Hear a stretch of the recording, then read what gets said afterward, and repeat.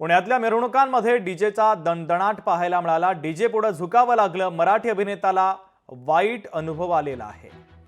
दरवर्षीप्रमाणे यंदाही गणेश विसर्जन मिरवणुकीमध्ये कलावंत ढोलताशा पथक पुणेकरांना मोहिनी घालणार होतं।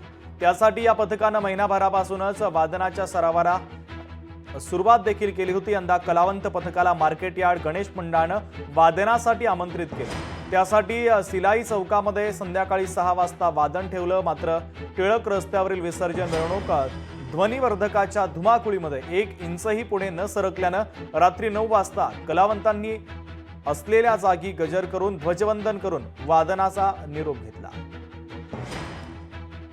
टिळक रोडला चाललेला डीजेचा धुमाकूळ आणि न सरकणारी मिरवणूक याच्यापुढे सगळी मंडळही हतबल झाली होती।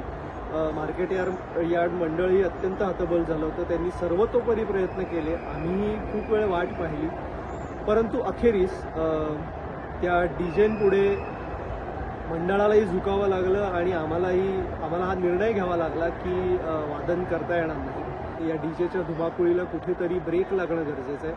सर्वांनी विचार करा आणि मला वाटतं पारंपरिक वाद्यांकडे वळूया, नाहीतर हे काही वर्षांनी काही दिवसांनी वर्ष पण जावी लागणार नाहीत, पण हे घातक होत जाणार आहे आणि याचा अतिशय वाईट परिणाम आपल्या सगळ्यांना भोगावा लागेल।